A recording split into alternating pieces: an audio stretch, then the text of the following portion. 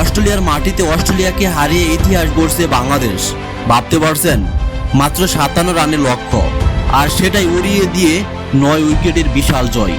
এমন বাংলাদেশ আগে কখনো দেখেনি, বললেন অস্ট্রেলিয়ার লিজেন্ডারি ক্রিকেটার অ্যাডাম গিলক্রিস্ট। যেমন পেস অ্যাটাক, তেমনি ব্যাটিং লাইন আপ। অস্ট্রেলিয়ার মাটিতে অস্ট্রেলিয়াকে হারানোর পর গিলক্রিস্টের মতে আগামী ক্রিকেট দুনিয়া রাজ করবে এই বাংলাদেশ। শান্ত মিরাজদের দাপটে প্রথমবারের মতো অস্ট্রেলিয়ার মাটিতে টেস্ট জয়ের স্বাদ পেল টাইগাররা।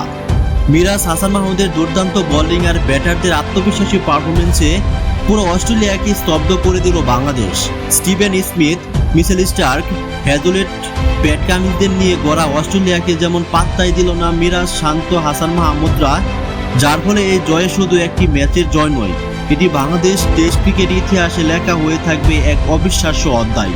এই জয়ের পর বাংলাদেশ ক্রিকেট নিয়ে আলোচনায় পুরো বিশ্বের সাবেক ক্রিকেটার থেকে শুরু করে অস্ট্রেলিয়ার লিজেন্ডরাও বাংলাদেশকে নিয়ে প্রশংসায় ভাসাচ্ছেন।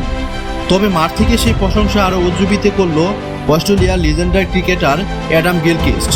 তিনি বাংলাদেশের এই জয়ের পর বলেন, এমন বাংলাদেশ আগে কখনোই দেখেনি তিনি। অস্ট্রেলিয়ার মাটিতে অস্ট্রেলিয়াকে হারানোর পর বাংলাদেশের পেস আক্রমণ, শক্তিশালী ব্যাটিং লাইন আপে মুগ্ধ আমি। গিলক্রিস্ট বলেন, আত্মবিশ্বাস এবং পারফরমেন্স ধরে রাখতে পারলে আগামী দিনে ক্রিকেট বিশ্বে বড় শক্তিশালী হয়ে উঠতে পারবে বাংলাদেশ। প্রিয় দর্শক, আপনাদের কাছে কি মনে হয়, অ্যাডাম গিলক্রিস্টের কথা কতটুকু যুক্তিসম্পন্ন? আগামী ক্রিকেট বিশ্বে বাংলাদেশ কি রাজ করতে পারবে? আপনার মতামত অবশ্যই কমেন্ট বক্সে জানাবেন।